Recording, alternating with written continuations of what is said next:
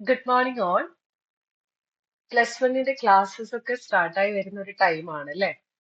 അപ്പോ നമുക്ക് commerce സ്ട്രീമില് എക്കണോമിക്സിന്റെ main ആയിട്ടും രണ്ട് ടെക്സ്റ്റ് ബുക്സ് ആണ് പഠിക്കാനുള്ളത്. അതിൽ ഫസ്റ്റ് എന്ന് പറയുന്നത് ഇന്ത്യൻ എക്കണോമിക് ഡെവലപ്മെന്റ് എന്ന് പറയുന്ന ഒരു ടെക്സ്റ്റ് ആണ്. അതിനകത്ത് നമുക്കൊരു കുറച്ച് ചാപ്റ്റേഴ്സ് വരുന്നുണ്ട്. ആൻഡ് അതിനുശേഷം നമ്മൾ എക്കണോമിക്സിന് വേണ്ടിയിട്ട് സ്റ്റാറ്റിസ്റ്റിക്സ് പഠിക്കുന്ന ഒരു ടെക്സ്റ്റ് കൂടെ നമുക്ക് അതിന്റെ കൂടെ തന്നെ വരുന്നുണ്ട്. അപ്പൊ ഇത് രണ്ടുമാണ് നമ്മുടെ മെയിൻ ആയിട്ടുള്ള രണ്ട് ടെക്സ്റ്റ് ബുക്സ് എന്ന് പറയുന്നത്. അപ്പൊ അതിലെ സ്റ്റാറ്റിസ്റ്റിക്സ് ഫോർ എക്കണോമിക്സിലെ ഫസ്റ്റ് ചാപ്റ്റർ ആണ് ഞാൻ ഇന്ന് എടുക്കാനായിട്ട് പോകുന്നത്. അപ്പൊ അത് വേറൊന്നുമില്ല, ഇപ്പൊ നമ്മൾ ആദ്യമായിട്ട് ഈ ഒരു സ്ട്രീമിലേക്ക് വരികയും ഇതിലെ സബ്ജക്ട്സിനെ പരിചയപ്പെടുകയൊക്കെ ചെയ്യുന്നതാണല്ലോ. അപ്പൊ സ്വാഭാവികമായിട്ടും ഈ ഒരു ചാപ്റ്റർ എന്ന് പറയുന്നത് ജസ്റ്റ് ഒരു ഇൻട്രൊഡക്ഷൻ മാത്രമാണ്. അതിനപ്പുറത്തേക്ക് വലിയ ഡീറ്റെയിൽഡ് ആയിട്ടുള്ള കാര്യങ്ങളൊന്നും തന്നെ നമുക്ക് ഈ ഒരു ചാപ്റ്ററിൽ പഠിക്കാനില്ല. ഫസ്റ്റ് ചാപ്റ്റർ ആണെന്നുള്ള കാര്യം ഓർത്തിരിക്കുക. സോ അതിന്റെ ഫസ്റ്റ് ഒരു ഇൻട്രൊഡക്ഷൻ എന്ന നിലയിൽ വൈ എക്കണോമിക്സ് എന്നുള്ള ഒരു ടോപ്പിക്കിലൂടെയാണ് നമ്മൾ സ്റ്റാർട്ട് ചെയ്യുന്നത്. വൈ എക്കണോമിക്സ്, അതായത് നമ്മൾ എന്തിനാണ് സ്റ്റാറ്റിസ്റ്റിക്സ് എക്കണോമിക്സിൽ പഠിക്കുന്നത് എന്നുള്ളത് നമുക്ക് ഈ ഒരു ചാപ്റ്ററിൽ ഡിസ്കസ് ചെയ്യണം. അപ്പൊ അതിനു മുൻപ് എന്തുകൊണ്ട് നമ്മൾ എക്കണോമിക്സ് പഠിക്കുന്നു എന്നുള്ളത് നമ്മൾ മനസ്സിലാക്കിയിരിക്കണം അല്ലെ. നമ്മൾ ഈ സ്റ്റാറ്റിസ്റ്റിക്സിന്റെ ചാപ്റ്റർ തന്നെ അല്ലെങ്കിൽ ഈ ഒരു ടെക്സ്റ്റ് തന്നെ പഠിക്കുന്നത് എക്കണോമിക്സിന് കൂടെ അതിന്റെ കൂടെ ഡിമാൻഡ് ചെയ്യുന്ന ഒരു കാര്യമായിട്ടാണ് നമ്മൾ പഠിക്കുന്നത്. അപ്പൊ സ്വാഭാവികമായിട്ടും എന്തുകൊണ്ട് നമ്മൾ എക്കണോമിക്സ് പഠിക്കുന്നു എന്നുള്ളത് വളരെ വളരെ ഇമ്പോർട്ടന്റ് ആണ്. സോ നമുക്ക് ആൽഫ്രഡ് മാർഷൽ എന്ന് പറയുന്ന, നിങ്ങൾക്ക് ഫാദർ ഓഫ് എക്കണോമിക്സ് ആരാണെന്ന് മേ ബി അറിയാമായിരിക്കും, അത് ആഡം സ്മിത്ത് ആണ്. അപ്പോ ആഡം സ്മിത്തിനെ പോലെ തന്നെ എക്കണോമിക്സിലെ വളരെ ഫേമസ് ആയിട്ടുള്ള മറ്റൊരു, അതായത് മോഡേൺ എക്കണോമിക്സിന്റെ വൺ ഓഫ് ദ ഫൗണ്ടർ ആയിട്ട് കണക്കാക്കപ്പെടുന്ന, അതായത് അത് ആ ഒരു മോഡേൺ എക്കണോമിക്സ് എന്ന് പറയുന്ന സ്ട്രീം കണ്ടുപിടിച്ചിട്ടുള്ളതില് വളരെ ഇമ്പോർട്ടന്റ് ആയിട്ടുള്ള ഒരു വ്യക്തിയാണ് ആൽഫ്രഡ് മാർഷൽ എന്ന് പറയുന്നത്. അപ്പൊ അദ്ദേഹം എക്കണോമിക്സിന് കൊടുത്തിരിക്കുന്ന ഡെഫിനിഷൻ എന്താണെന്നുള്ളത് നമ്മൾ മനസ്സിലാക്കണം. The study of man in the ordinary business of life എന്നാണ് ആൽഫ്രഡ് മാർഷൽ എക്കണോമിക്സിനെ ഡിഫൈൻ ചെയ്തിരിക്കുന്നത്. അപ്പൊ നമുക്കൊരു ഡൗട്ട് തോന്നും, സ്റ്റഡി ഓഫ് മാൻ ഓക്കെ, പക്ഷെ എന്താണ് ഈ ഓർഡിനറി ബിസിനസ് ഓഫ് ലൈഫ് എന്ന് പറഞ്ഞു കഴിഞ്ഞാൽ അത് നമുക്ക് അത്ര ഫെമിലിയർ ആയിട്ടുള്ള ഒരു കാര്യമല്ല. ഓർഡിനറി ബിസിനസ് ഓഫ് ലൈഫ് എന്ന് പറഞ്ഞു കഴിഞ്ഞാൽ എന്തായിരിക്കും ഉദ്ദേശിക്കുന്നത് എന്ന് നമുക്ക് തന്നെ തോന്നും. മറ്റൊന്നുമില്ല, നമ്മുടെ ജീവിതത്തിൽ സാധാരണയായിട്ട് നമ്മൾ എന്ത് കാര്യങ്ങൾ ചെയ്താലും അതൊക്കെ മണി റിലേറ്റഡ് ആണ് അല്ലെ. എല്ലാം മണി റിലേറ്റഡ് ആണ്. അങ്ങനെ നമ്മൾ നമ്മുടെ ജീവിതത്തിൽ ചെയ്യുന്ന സാധാരണ ഇത്തരത്തിലുള്ള എല്ലാ പ്രവർത്തനങ്ങളെയും എല്ലാ എക്കണോമിക് ആക്ടിവിറ്റീസിനെയും നമുക്ക് ഓർഡിനറി ബിസിനസ് ഓഫ് ലൈഫ് എന്ന് പറയാം. ഓക്കെ, സോ അതാണ് എക്കണോമിക്സിന്റെ വളരെ ബേസിക്സ് ആയിട്ട് നമ്മുടെ ടെക്സ്റ്റിൽ കൊടുത്തിട്ടുള്ള ഒരു ഡെഫിനിഷൻ എന്ന് പറയുന്നത്. എനിക്ക് നിങ്ങൾക്ക് മനസ്സിലായെന്ന് ഞാൻ വിശ്വസിക്കുന്നു. ആൽഫ്രഡ് മാർഷലിന്റെ ഒരു ഡെഫിനിഷൻ മാത്രമേ നമ്മൾ പറഞ്ഞിട്ടുള്ളൂ. It is the study of man in the ordinary business of life. എന്താണ് ഈ ഓർഡിനറി ബിസിനസ് ഓഫ് ലൈഫ് എന്നുള്ളത് നമ്മൾ ഉദ്ദേശിക്കുന്നത് എന്ന് പറഞ്ഞു കഴിഞ്ഞാൽ അത് എക്കണോമിക് ആക്ടിവിറ്റീസിനെയാണ്. ഓക്കെ, സാമ്പത്തിക പ്രവർത്തനങ്ങളെയാണ് അവിടെ നമ്മൾ ഉദ്ദേശിക്കുന്നത് എന്നുള്ള കാര്യം ഓർത്തിരിക്കുക. ഓക്കെ, അങ്ങനാണെങ്കിൽ ഇനി നമ്മൾ കുറച്ച് കീ ടേമുകളാണ് പഠിക്കാൻ പോകുന്നത്. എക്കണോമിക്സ് എന്ന് പറയുമ്പോൾ എക്കണോമിക് ആക്ടിവിറ്റീസിനെ കുറിച്ചുള്ള പഠനമാണെന്ന് നമ്മൾ പറഞ്ഞു അല്ലെ. എങ്കിൽ എന്തൊക്കെയാണ് ഈ എക്കണോമിക് ആക്ടിവിറ്റീസ്, അല്ലെങ്കിൽ ആരൊക്കെയാണ് ആ എക്കണോമിക് ആക്ടിവിറ്റീസിൽ പങ്കെടുക്കുന്നത് എന്നുള്ളത് നമ്മൾ മനസ്സിലാക്കണം. ഇതിനെ പറ്റിയിട്ട് ക്വസ്റ്റ്യൻസ് ഒന്നും ചോദിച്ച് ഞാൻ അങ്ങനെ കണ്ടിട്ടില്ല.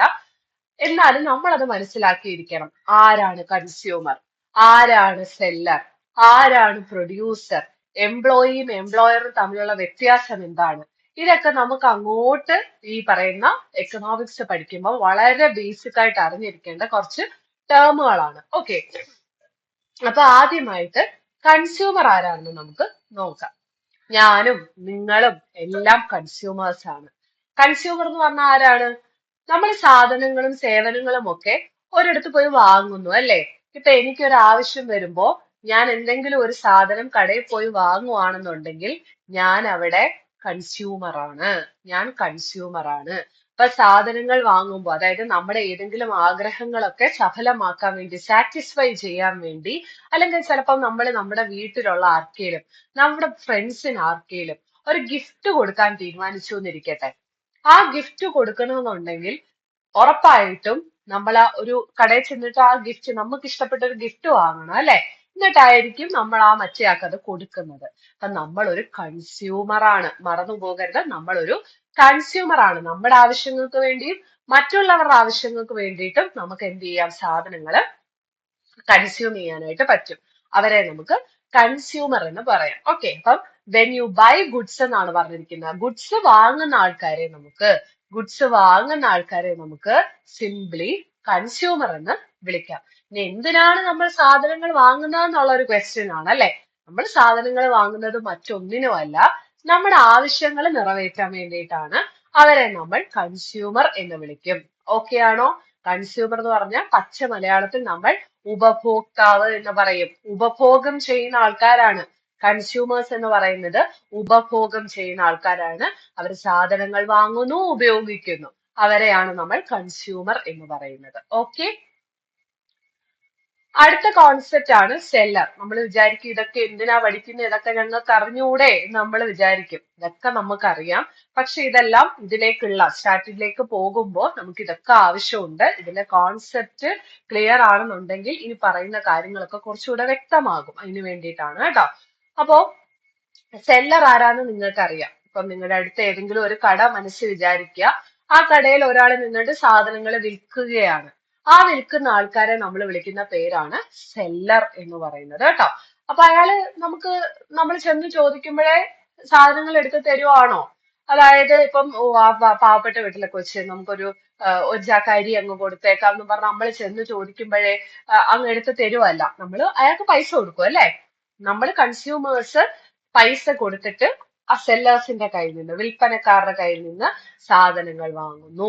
അപ്പം സാധനങ്ങൾ വിൽക്കുന്ന ആൾക്കാരെയാണ് നമ്മൾ, സെല്ല് ചെയ്യുന്ന ആൾക്കാരെയാണ് നമ്മൾ സെല്ലർ എന്ന് പറയുന്നത്. സെല്ലർ. ഓക്കെ, അപ്പൊ സെല്ലർ ചുമ്മാതെ കൊടുക്കുകയല്ല, അയാൾ അവിടെ ഒരു ലാഭം ഉണ്ടാക്കുന്നുണ്ട് അല്ലെ?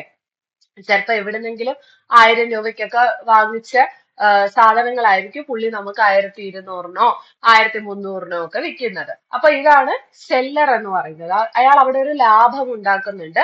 സെല്ലറാണ് സാധനങ്ങൾ സെല്ല് ചെയ്യുന്നത്. നമ്മള് ഫസ്റ്റ് പറഞ്ഞത് കൺസ്യൂമറിനെ പറ്റിയാണ്. സാധനങ്ങൾ വാങ്ങുന്ന ആൾക്കാരെ നമുക്ക് കൺസ്യൂമർ എന്ന് പറയാം. സാധനങ്ങൾ വിൽക്കുന്ന ആളെ നമുക്ക് സെല്ലർ എന്നും പറയാം. പ്രൊഡ്യൂസർ ആരാണെന്ന് നിങ്ങൾ തന്നെ എനിക്ക് പറഞ്ഞു തരും അല്ലെ? പ്രൊഡ്യൂസർ ആരാണ്? സാധനങ്ങൾ പ്രൊഡ്യൂസ് ചെയ്യുന്ന ആൾക്കാരെയാണ് നമ്മൾ പ്രൊഡ്യൂസർ എന്ന് പറയുന്നത്. സാധനങ്ങൾ പ്രൊഡ്യൂസ് ചെയ്യുന്ന ആൾക്കാരെയാണ് നമ്മൾ പ്രൊഡ്യൂസർ എന്ന് പറയുന്നത്. അങ്ങനെയാണെങ്കിൽ ഞാനൊരു കാര്യം ചോദിക്കട്ടെ, ഈ സാധനങ്ങൾ മാത്രം പ്രൊഡ്യൂസ് ചെയ്യുന്ന ആൾക്കാരെ ആണോ നമ്മൾ പ്രൊഡ്യൂസേഴ്സ് എന്ന് വിളിക്കുന്നത്? What about services? സേവനങ്ങൾ എനിക്ക് ഒരാളെ സേവനം തരുവാണെങ്കിൽ അയാളെ എനിക്ക് പ്രൊഡ്യൂസർ എന്ന് വിളിക്കാമോ? കണ്ണും പൂട്ടി വിളിക്കാം കേട്ടോ, തീർച്ചയായിട്ടും വിളിക്കാം. ഡോക്ടറോ ടീച്ചറോ അല്ലെങ്കിൽ ഈ പറയുന്ന പോലെ ടാക്സി ഡ്രൈവറോ ആരും ആയിക്കോട്ടെ. ഇപ്പൊ റെയിൽവേ സ്റ്റേഷനിലൊക്കെ ചെന്ന് നിൽക്കുമ്പോൾ നിങ്ങൾ കാണുന്ന പോർട്ടർമാരോ ഇവരാരോ ആയിക്കോട്ടെ, ഇവരുടെ സേവനങ്ങളല്ലേ നൽകുന്നത്. അവരെ നമുക്ക് പ്രൊഡ്യൂസർ എന്ന് വിളിക്കാം. അപ്പൊ പ്രൊഡ്യൂസർ ആരാണെന്ന് ചോദിച്ചാൽ സാധനങ്ങളും സേവനങ്ങളും പ്രൊഡ്യൂസ് ചെയ്യുകയോ അത് നമുക്ക് നൽകുകയോ ചെയ്യുന്ന ആൾക്കാരെ നമുക്ക് പ്രൊഡ്യൂസർ എന്ന് വിളിക്കാം. ഓക്കെ, പ്രൊഡ്യൂസർ ഒരു ഡോക്ടറോ ടാക്സി ഡ്രൈവറോ ട്രാൻസ്പോർട്ടറോ പോർട്ടറോ ആരോ ആയിക്കോട്ടെ. ഇപ്പൊ സാധനങ്ങളുടെ കേസ് ആണെങ്കിൽ നിങ്ങൾ ആരെയൊക്കെ ഉദാഹരണങ്ങൾ പറയും? ഇപ്പൊ ഒരു കർഷകനെ പറയാം അല്ലെ? അല്ലെങ്കിൽ ഏതെങ്കിലും ഫാക്ടറിയിലെ ആൾക്കാരെ നമുക്ക് പറയാം. അപ്പൊ അവര് സാധനങ്ങൾ പ്രൊഡ്യൂസ് ചെയ്യുന്നു, സേവനങ്ങൾ നൽകുന്നു, അവരെ നമുക്ക് പ്രൊഡ്യൂസർ എന്ന് പറയാം. അപ്പൊ കൺസ്യൂമർ എന്ന് പറയുന്ന കോൺസെപ്റ്റ് ക്ലിയർ ആയെന്ന് ഞാൻ വിശ്വസിക്കുന്നു. ഞാൻ ഈ പറയുമ്പോൾ നിങ്ങൾ ജസ്റ്റ് ഒന്ന് ഓർത്ത് നോക്കുക. കൺസ്യൂമർ എന്ന് പറഞ്ഞാൽ ആരാണ്? സെല്ലർ എന്ന് പറഞ്ഞാൽ ആരാണ്? പ്രൊഡ്യൂസർ എന്ന് പറഞ്ഞാൽ ആരാണ്? ഓക്കെ, അടുത്ത രണ്ട് കോൺസെപ്റ്റ് നമുക്ക് ഒരുമിച്ച് പഠിക്കാം. ഞാൻ ഇവിടെ പറയാൻ പോകുന്നത് ഒന്ന് എംപ്ലോയി ആണ്, രണ്ടാമത്തത് എംപ്ലോയർ ആണ്. എംപ്ലോയി ആരാണ്, എംപ്ലോയർ ആരാണെന്ന് നമുക്ക് നോക്കാം. എംപ്ലോയി എന്ന് പറഞ്ഞു കഴിഞ്ഞാൽ പ്രത്യേകിച്ച് കാര്യമൊന്നുമില്ല. ഇപ്പൊ നിങ്ങളൊരു ഫാക്ടറിയിലോ ഒരു ബിസിനസ് കമ്പനിയിലോ ജോലി ചെയ്യുകയാണെന്ന് വിചാരിക്കുക. നിങ്ങൾ അവിടുത്തെ എംപ്ലോയി ആണ്. നിങ്ങള് മറ്റൊരാളുടെ ഫാക്ടറിയിലോ ഇൻഡസ്ട്രിയിലോ എന്തെങ്കിലും ബിസിനസ്സിലോ കമ്പനിയിലോ മറ്റോ ജോലി ചെയ്യാന്ന് വിചാരിക്കുക. നിങ്ങൾ അവിടുത്തെ എംപ്ലോയി ആണ്. നിങ്ങൾ ഇപ്പം ടാറ്റ കൺസൾട്ടൻസി സർവീസിലോ അല്ലെങ്കിൽ ആമസോണിലോ ഫ്ലിപ്കാർട്ടിലോ ഒക്കെ വർക്ക് ചെയ്യാണെന്നിരിക്കട്ടെ, നിങ്ങൾ അവിടുത്തെ എംപ്ലോയി ആണ്. നിങ്ങൾ അവിടുത്തെ എംപ്ലോയി ആണ്. അതേസമയം നിങ്ങൾക്ക് ആ പൈസ, നിങ്ങൾക്ക് മാസം മാസം ശമ്പളം അല്ലെങ്കിൽ ദിവസം കൂലി തരുന്ന ആൾക്കാരുണ്ടല്ലോ, അവര് ഗീവർ ആണ് അല്ലെ. നിങ്ങൾക്ക് കൂലി തരുന്നു അല്ലെങ്കിൽ നിങ്ങളെ അവിടെ ജോലിക്ക് എടുത്തു വെച്ചിരിക്കുന്നത് അവരാണ്. അവരെ നമുക്ക് എംപ്ലോയർ എന്ന് വിളിക്കാം. എംപ്ലോയർ എന്ന് വിളിക്കാം. ഗീവർ ആണ് അല്ലെ. നിങ്ങൾക്ക് എന്താണ് ഈ പറയുന്ന പോലെ സാലറിയും വേജും ഒക്കെ തരുന്ന അവരെ നമുക്ക് എംപ്ലോയർ എന്ന് വിളിക്കാം. എംപ്ലോയി എന്ന് പറയുമ്പോൾ അവിടെ ജോലി ചെയ്യുന്ന ആൾക്കാരെ നമുക്ക് എംപ്ലോയി എന്നും വിളിക്കാം. അപ്പൊ ഇതാണ് വ്യത്യാസം കേട്ടോ. എംപ്ലോയി എന്ന് പറഞ്ഞു കഴിഞ്ഞാൽ നിങ്ങൾ സിംപ്ലി ഒരു കമ്പനി വിചാരിക്കുക. ഓക്കെ, സിംപ്ലി ഒരു കമ്പനി വിചാരിക്കുക. ഈ കമ്പനിയിൽ വർക്ക് ചെയ്യുന്ന ആൾക്കാരെ നമ്മൾ എംപ്ലോയി എന്നും, ഇനി അവർക്ക് സാലറിയും മറ്റു സംഭവങ്ങളും കൊടുക്കുന്ന ആൾക്കാരെ നമ്മൾ എംപ്ലോയർ എന്നുമാണ് വിളിക്കുന്നത്. അപ്പൊ നമ്മൾ എംപ്ലോയി എന്ന് പറയുമ്പോൾ ഇപ്പൊ ഞാനാണ് ഒരു കമ്പനി നടത്തുന്നതെന്ന് വിചാരിച്ചോ, നിങ്ങൾ എന്റെ കമ്പനിയിൽ വർക്ക് ചെയ്യുന്ന ആൾക്കാരാണെങ്കിൽ നിങ്ങൾ എന്റെ എംപ്ലോയി ആണ്. അതേസമയം ഞാനാണ് നിങ്ങൾക്ക് സാലറിയും വേജും തരുന്നതും നിങ്ങളെ അവിടെ ജോലിക്ക് എടുത്ത് വെച്ചിരിക്കുന്നതും. അപ്പൊ ഞാനാണ് അവിടുത്തെ എംപ്ലോയർ. ആ കോൺസെപ്റ്റ് ക്ലിയർ ആയെന്ന് വിശ്വസിക്കുന്നു. എംപ്ലോയി ഉണ്ട്, എംപ്ലോയർ ഉണ്ട്. എംപ്ലോയി ജോലി ചെയ്യുന്ന ആളും ജോലി കൊടുക്കുന്ന ആള് എംപ്ലോയറുമാണ്. എംപ്ലോയ്മെന്റ് ഗീവറിനോ അങ്ങനെ എന്തെങ്കിലും ഒരു കോഡ് വെച്ചൊന്ന് കണക്ട് ചെയ്തിരിക്കുക. എംപ്ലോയ്മെന്റ് കൊടുക്കുന്ന ആളെ നമ്മൾ സിംപ്ലി എംപ്ലോയർ എന്ന് പറയുന്നു. എംപ്ലോയി അവിടെ ജോലി ചെയ്യുന്ന ആളായിരിക്കും. വ്യത്യാസം മനസ്സിലായോ? അപ്പോ നമ്മൾ ഫസ്റ്റ് പറഞ്ഞ കോൺസെപ്റ്റ് കൺസ്യൂമർ ആണ്, ഓർത്തെടുക്കുക. അടുത്തത് സെല്ലർ ആണ്, അവരെന്താ ചെയ്യുന്നതെന്ന് ഓർക്കുക.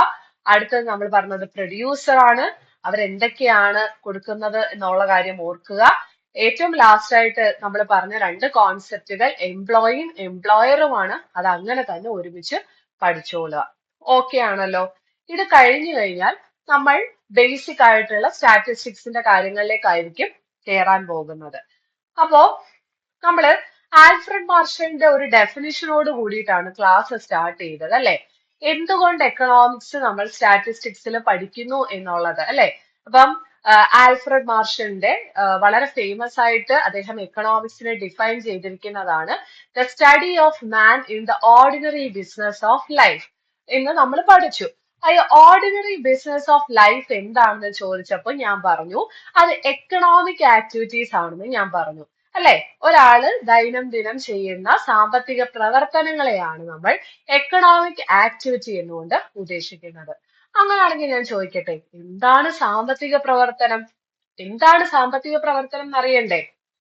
സാമ്പത്തിക പ്രവർത്തനം എന്ന് പറഞ്ഞു കഴിഞ്ഞാൽ നമ്മള് പൈസയുടെ ഇടപാട് വരുന്ന എന്ത് പ്രവൃത്തിയും നമുക്ക് സാമ്പത്തിക പ്രവർത്തനങ്ങൾ എന്ന് വിളിക്കാം.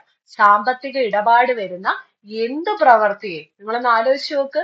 നമ്മളിപ്പോ പറഞ്ഞ കൺസ്യൂമേഴ്സ് പൈസ കൊടുത്തിട്ടല്ലേ സാധനങ്ങൾ വാങ്ങുന്നത്. സെല്ലർ പൈസ നമ്മുടെ കയ്യിൽ നിന്ന് വാങ്ങിച്ചിട്ടല്ലേ സാധനം കൊടുക്കുന്നത്. ഇനി പ്രൊഡ്യൂസർ ആണെങ്കിൽ പൈസ ഇറക്കിയാലല്ലേ സാധനം പ്രൊഡ്യൂസ് ചെയ്യാൻ പറ്റുള്ളൂ. ഇനി എംപ്ലോയി ആണെങ്കിൽ പൈസ സാലറി ആയിട്ട് വാങ്ങുന്നുണ്ട്, എംപ്ലോയർ ആണെങ്കിൽ സാലറി ആയിട്ട് കൊടുക്കുന്നുണ്ട്. അപ്പോ എല്ലായിടത്തും പൈസയുടെ കളി നമുക്ക് കാണാൻ പറ്റും അല്ലെ. അപ്പൊ ഇതിനെയാണ് നമ്മൾ എക്കണോമിക് ആക്ടിവിറ്റീസ് എന്ന് പറയുന്നത്. എക്കണോമിക് ആക്ടിവിറ്റീസ് എന്ന് പറഞ്ഞു കഴിഞ്ഞാൽ നമുക്ക് സാമ്പത്തികമായിട്ട് നേട്ടം കിട്ടുന്ന, സാമ്പത്തികമായിട്ടുള്ള ഇടപെടലുകൾ വരുന്ന എന്ത് പ്രവർത്തനങ്ങളെയും നമുക്ക് എക്കണോമിക് ആക്ടിവിറ്റീസ് എന്ന് പറയാനായിട്ട് പറ്റും. അപ്പൊ സാമ്പത്തിക പ്രവർത്തനം എന്താണെന്നോ അത് ഡിഫൈൻ ചെയ്യാനോ ഒന്നും പരീക്ഷയ്ക്ക് ചോദിക്കില്ല. നമ്മളടുത്ത് ചോദിക്കുന്നത് സ്റ്റാറ്റിസ്റ്റിക്സിന്റെ യൂസും അതിന്റെ ഡെഫിനിഷനും അങ്ങനത്തെ ഉള്ള കാര്യങ്ങളൊക്കെയാണ് ഈ ചാപ്റ്ററിന് ചോദിക്കുന്നത്. പക്ഷേ നിങ്ങൾ ആദ്യമായിട്ട് ഇങ്ങനെ ഒരു സബ്ജക്റ്റിനോട് ഇടപഴകുന്നതിന് മുമ്പ് അതിന്റെ ബേസിക്സ് മനസ്സിലാക്കിയിരിക്കേണ്ടത് വളരെ വളരെ വളരെ ഇമ്പോർട്ടന്റ് ആണ്. ഓക്കെ, സോ നിങ്ങൾക്ക് ഇത് IED-യിലും അതായത് ഇന്ത്യൻ എക്കണോമിക് ഡെവലപ്മെന്റ് എന്ന് പറയുന്ന ആ ഒരു ടെക്സ്റ്റ് ബുക്കിലും നിങ്ങൾക്ക് ഇതൊക്കെ യൂസ്ഫുൾ ആയിരിക്കും. ഓക്കെ, അവിടെയും നമ്മൾ സാമ്പത്തിക പ്രവർത്തനങ്ങളും അതുമായിട്ട് ബന്ധപ്പെട്ട് പ്രൊഡ്യൂസർ കൺസ്യൂമർ പോലത്തുള്ള ടേമുകളും ഒക്കെ നോർമൽ തിയറിയിൽ നമുക്ക് കാണാനായിട്ട് പറ്റും. അപ്പൊ അവിടൊക്കെ നമുക്ക് ഇത് മനസ്സിലാക്കി ഇരുന്നാൽ നമുക്ക് അവിടെ ഒരു കൺഫ്യൂഷൻസ് ഉണ്ടാവത്തില്ല.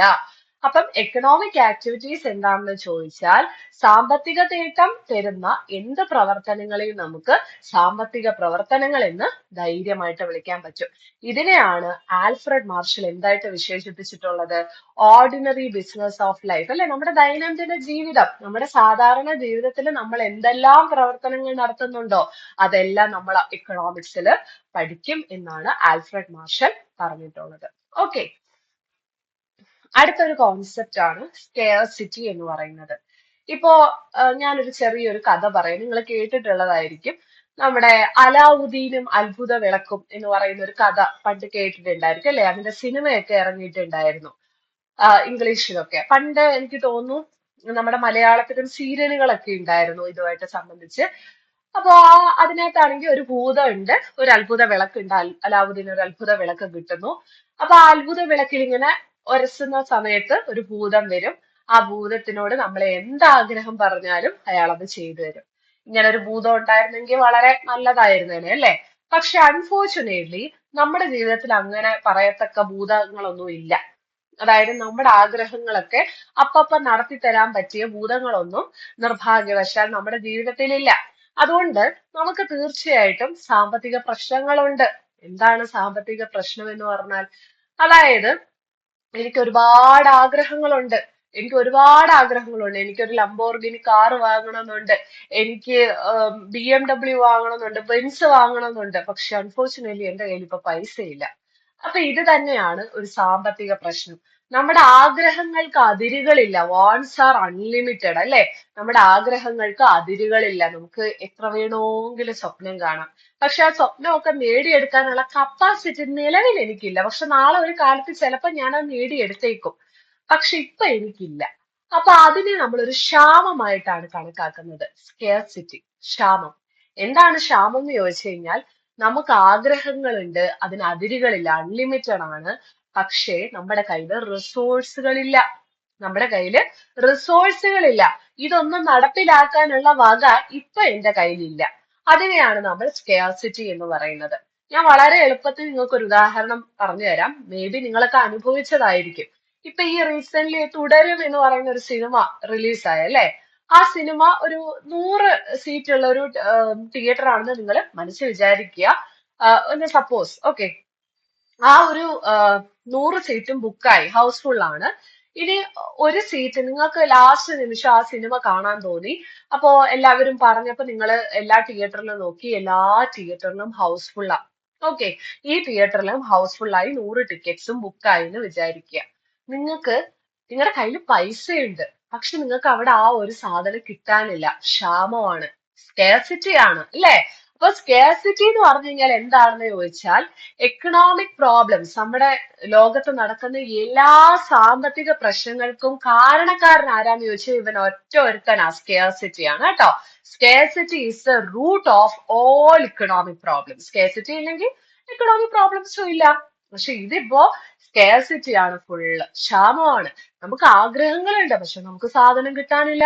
നമുക്കത് ഉൽപ്പാദിപ്പിക്കാനുള്ള വിഭവങ്ങൾ കിട്ടാനില്ല. അപ്പൊ ഇതിനെയാണ് നമ്മൾ സ്കേർസിറ്റി എന്നുകൊണ്ട് ഉദ്ദേശിക്കുന്നത്. ഇതും എന്താണെന്നൊന്നും നമുക്ക് എക്സാമിന് ചോദിക്കത്തില്ല, പക്ഷെ വെരി ബേസിക്സ് നമ്മൾ അറിഞ്ഞിരിക്കണം. ഓക്കെ, അപ്പൊ സ്കേർസിറ്റി ആണ് നമ്മുടെ സാമ്പത്തിക പ്രശ്നങ്ങളുടെ എല്ലാം ഹേതു, എല്ലാത്തിന്റെയും കാരണം എന്നുള്ള കാര്യം മനസ്സിലാക്കി വെച്ചിരിക്കുക. ഓക്കെ ആണോ? ഓക്കെ,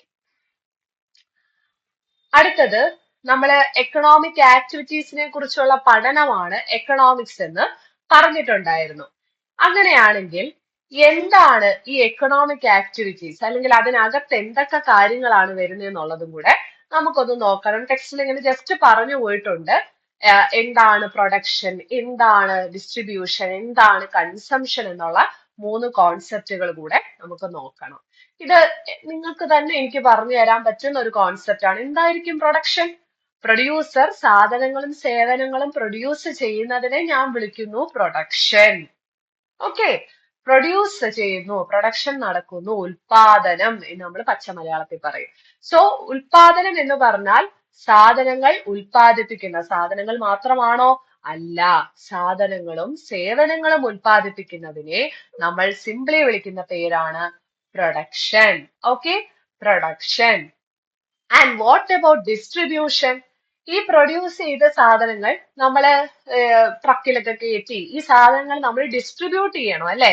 ഈ സാധനങ്ങൾ നമ്മൾ ഡിസ്ട്രിബ്യൂട്ട് ചെയ്യണം. അതായത് ഈ പ്രൊഡ്യൂസ് ചെയ്ത സാധനം ഫാക്ടറിയിൽ ഇരുന്നാൽ വല്ല ഗുണവും ഉണ്ടോ? അത് ആൾക്കാരുടെ കയ്യിലേക്ക് എത്തണം. ആൾക്കാരുടെ കയ്യിലേക്ക് എത്തണമെങ്കിൽ കടകളിൽ അത് വരണം അല്ലെ? കടകളിൽ വരണമെന്നുണ്ടെങ്കിൽ നമുക്ക് അവിടെ ഡിസ്ട്രിബ്യൂഷൻ എന്ന് പറയുന്ന വിതരണം നടക്കണം. അപ്പൊ പ്രൊഡക്ഷൻ നടന്നാൽ വിതരണം നടക്കും. ആ വിതരണത്തിലൂടെ ആയിരിക്കും ഇത് നമ്മുടെ കടകളിലും മറ്റുമൊക്കെ എത്തുന്നത്. ഓക്കെ, സോ ഡിസ്ട്രിബ്യൂഷൻ ആണ് രണ്ടാമത്തെ സാമ്പത്തിക പ്രവർത്തനം എന്ന് പറയുന്നത്. അപ്പൊ ആദ്യത്തേത് പ്രൊഡക്ഷൻ ആണെങ്കിൽ രണ്ടാമത്തേത് ഡിസ്ട്രിബ്യൂഷൻ ആണെന്നുള്ള കാര്യം ഓർത്തിരിക്കുക. മൂന്നാമത്തേതാണ് കൺസംഷൻ എന്ന് പറയുന്നത്, ഉപഭോഗം. കൺസ്യൂമേഴ്സ് എന്തായിരുന്നു ചെയ്യുന്നത്? കൺസ്യൂമേഴ്സ് സാധനങ്ങൾ വാങ്ങി ഉപയോഗിക്കുന്ന ആൾക്കാരാണ് അല്ലെ? അപ്പോ സാധനങ്ങൾ വാങ്ങി ഉപയോഗിക്കുന്നതിനെ നമുക്ക് കൺസംഷൻ എന്ന് പറയാം. കൺസംഷൻ എന്ന് പറഞ്ഞാൽ സാധനങ്ങൾ വാങ്ങി ഉപയോഗിക്കുന്നു. ഓക്കെ, സോ പ്രൊഡക്ഷൻ ഉണ്ട്, ഡിസ്ട്രിബ്യൂഷൻ ഉണ്ട്, കൺസംഷൻ ഉണ്ട്. പ്രൊഡക്ഷൻ എന്ന് പറയുമ്പോൾ സാധനങ്ങൾ ഉൽപ്പാദിപ്പിക്കുന്നു, സാധനങ്ങൾ മാത്രമല്ല സാധനങ്ങളും സേവനങ്ങളും ഉൽപ്പാദിപ്പിക്കുന്നു. ഡിസ്ട്രിബ്യൂഷൻ എന്ന് പറയുമ്പോൾ അത് വിതരണം ചെയ്യുന്നു. കൺസംഷൻ എന്ന് പറയുമ്പോൾ അത് വാങ്ങി നമ്മൾ ഉപയോഗിക്കുന്നു. സോ ഈ മൂന്ന് കോൺസെപ്റ്റുകൾ ക്ലിയർ ആണോ?